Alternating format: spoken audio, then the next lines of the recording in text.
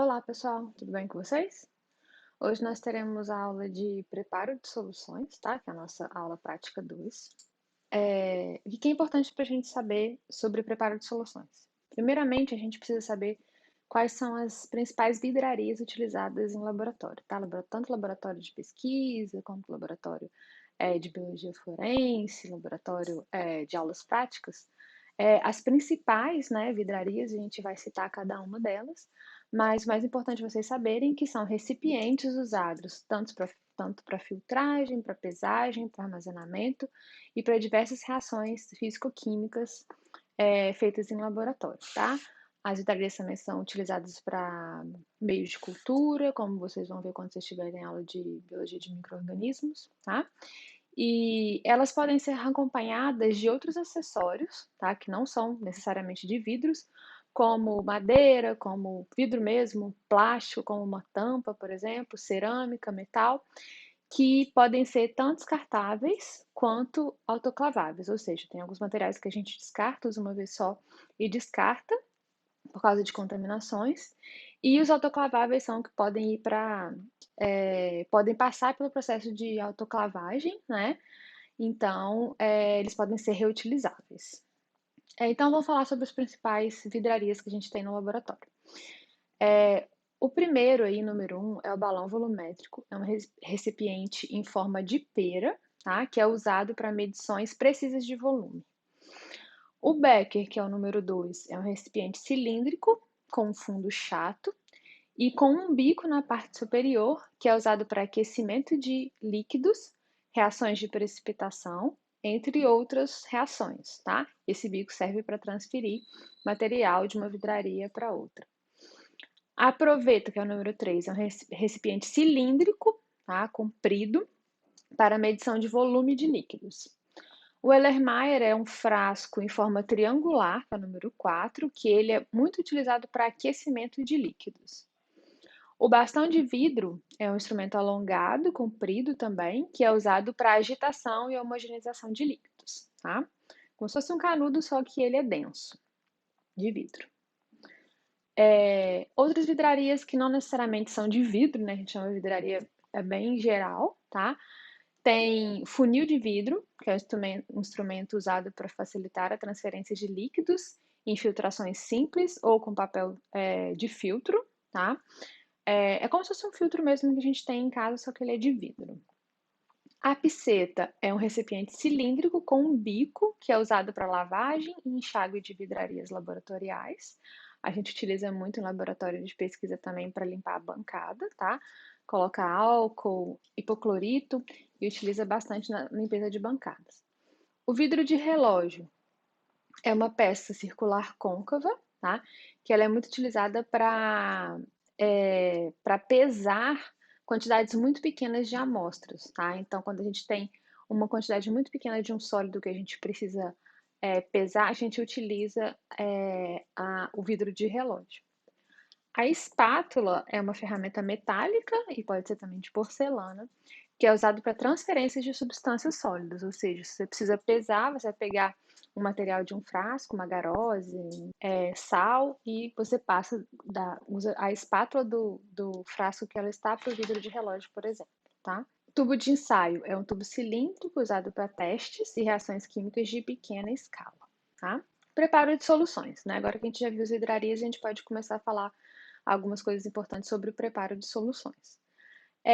O preparo de soluções é bem comum, tá, em laboratórios das áreas da saúde, tá, biologia, química, biomedicina, bioquímica, farmácia, tá, todos os laboratórios, todos esses tipos de laboratórios têm algum tipo de preparo de solução, tá? A precisão do cálculo e do preparo das soluções é muito importante no momento em que a gente quer fazer alguma pesquisa, né, algum trabalho.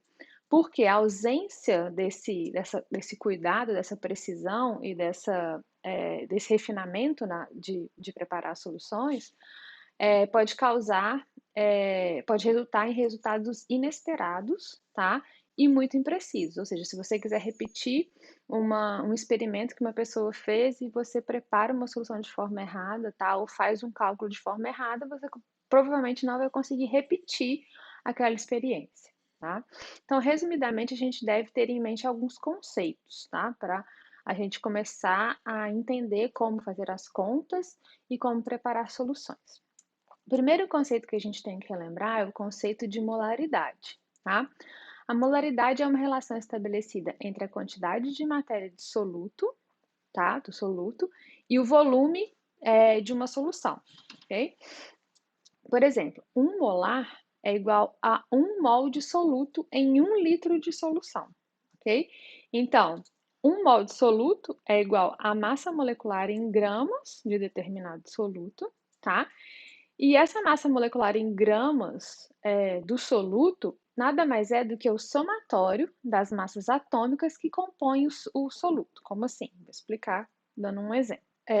Por exemplo, 1 mol de NaCl, tá? Ele tem 58,5 gramas. De onde vem esse número? Esse número vem do somatório das massas atômicas dos elementos químicos que compõem NaCl. Então, é o somatório das massas do Na e do Cl. Se a gente olhar na tabela periódica, a gente vai observar que o Na, do lado esquerdo aí da tela, tem 23 gramas, tá? Já o Cl tem 35,5 gramas. Então, a soma desses dois, tá?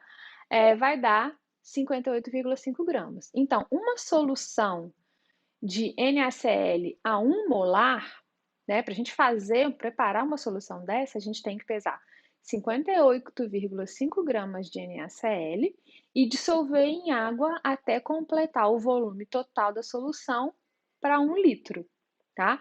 Então, a gente vai ter 1 litro de solução de NaCl a 1 molar, ok? Outro conceito importante que a gente precisa relembrar é o de percentual, tá? Tem várias formas, tá, da gente expressar a concentração de uma solução.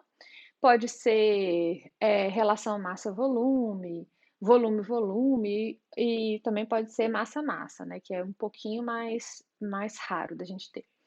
Por exemplo, uma solução de NaCl a 2% vai conter 2 gramas de soluto, tá, NaCl, em 100 ml de solução. Por quê? Porque 2% de 100, né? É 2. Então, a gente vai ter uma solução de 2% de NaCl se a gente pesar 2 gramas de soluto e dissolver esses 2 gramas em uma solução com 100 ml. Então, essa solução vai ter 2% de NaCl. Então, para preparar uma solução assim, a gente tem que pesar 2 gramas de NaCl e dissolver em água e completar o volume final para 100 ml, tá? Um outro exemplo, uma solução de glicerol 10% contém 10 gramas de glicerol em 100 ml de solução. Se a gente mudar o 100 ml, a gente aumenta a quantidade também de glicerol. Se a gente quiser fazer 1 litro, por exemplo, a gente vai colocar 100 ml de glicerol, tá? É uma conta de porcentagem simples, tá? Então, para preparar uma solução de glicerol 10%, vai depender de quanto a gente vai precisar para ver o total. Se a gente quiser 100 ml, a gente vai medir com precisão 10 ml de glicerol e completar com água até um volume final de 100 ml, ok? Outras formas de expressar a concentração de uma solução. Por exemplo, miligramas por ml, microgramas por ml, tá? Que é mililitro. Por exemplo, para preparar uma solução de 10 miligramas por ml, caso você necessite de 100 ml dessa solução, basta você pegar 1 grama do soluto que você quer e dissolvê-lo completando o volume final para 100 ml, tá? Então, você vai ter a cada ml daquele líquido que você está preparando, você vai ter 10 gramas do seu soluto. Então, é 10 gramas por ml, ok? 10 miligramas por ml, perdão. Você terá, nesse caso dessa conta, você vai ter 1.000 miligramas em 100 ml, que equivale exatamente a dizer 10 miligramas por ml, tá? A gente cortando os zeros ali, a gente vai ter 10 miligramas por ml daquela solução, tá? Agora passando para as diluições mesmo que a gente faz com um cálculozinho usando uma formulazinha, tá?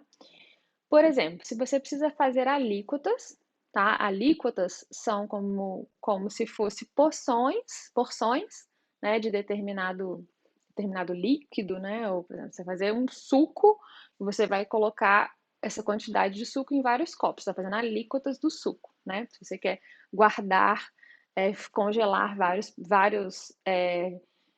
sucos, então você vai congelar várias porções desse suco. Aqui a mesma coisa, alíquotas são parcelas, tá?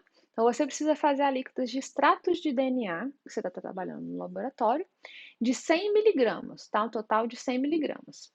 Todas essas alíquotas vão estar na concentração, elas precisam estar na concentração de 50 nanogramas por microlitros, tá? Se você tem um tubo, tá? 500 microlitros de um extrato de DNA, e esse extrato de DNA ele já está numa concentração de 138 nanogramas por microlitro, como você faria para diluir e preparar essas alíquotas, tá? Agora vamos fazer isso juntos, para a gente entender, tá? Então vamos relembrar aqui. Então você precisa fazer alíquotas de extratos de DNA de 100 microlitros. Então, 100 microlitros é volume ou concentração? É volume, certo? Todos os seus tubinhos vão ter que estar na concentração de 50 nanogramas por microlitro. Então, 50 nanogramas por microlitro é a concentração do seu extrato. Se você tem um tubo 500 microlitros de um extrato, que já está na concentração de 138 nanogramas por microlitro, como você faria para diluir? Então, a gente usa uma formulazinha, que é essa daí, que é C1V1 igual a C2 vezes V2, ou CI vezes VI é igual a CF vezes VF, que nada mais é do que concentração inicial vezes volume inicial é igual a concentração final vezes o volume final. Tá? Então, vamos pensar juntos. O que é a concentração inicial? É a concentração que está o material que a gente ainda quer usar para diluir, tá? Então, nossa concentração inicial é 138 nanogramas por microlitro. Qual que é o volume inicial? O volume inicial é o volume que a gente quer descobrir, que a gente quer tirar daquele tubinho, tá? De 500 microlitros, um volume para a gente preparar nossas soluções na concentração de 50 nanogramas, tá? Então, a concentração final é 50 nanogramas por microlitro. E o volume final a gente quer 100 microlitros, né? De cada solução, ok? Então, a gente já tem tudo aí organizadinho. 138, o volume inicial que a gente quer descobrir, e concentração final e volume final, ok? Então, como é que a gente vai fazer essas contas? A gente vai simplesmente pegar 138 vezes VI vai ser igual a 50 vezes 100, certo? Então, a gente vai fazer VI vai ser igual a 50 vezes 100, 5.000, certo? Dividido por 138. A gente passou 38 para cá, né? E o VI ficou ali. Então, vamos fazer essa continha aqui na calculadora rapidinho. Então, eu vou ter que o volume inicial vai ser igual a 36,23. Então, o que significa isso? Que eu vou pipetar 36,23 microlitros, tá? E vou colocar nos tubinhos e depois eu vou precisar completar. Vou pegar nessa solução inicial aqui, que tinha 500 microlitros de solução a 138 nanogramas por microlitro, eu vou pipetar 36,23 microlitros dessa solução e vou colocar nesse tubinho, no tubinho verde, no roxo, no azul e no rosa. E depois eu vou completar o volume para 100 microlitros, que é o volume total da minha solução, certo? E aí, no caso, seria pipetar mais 63,77 microlitros, né? Só completar para 100, ok? Então, esse é a forma que a gente faz os cálculos do preparo de soluções. Espero que vocês tenham entendido. Vão ter mais alguns exercícios para você lá no site da disciplina e depois vocês vão fazer um questionário valendo ponto, ok? Obrigada pela atenção de todos e até a próxima aula.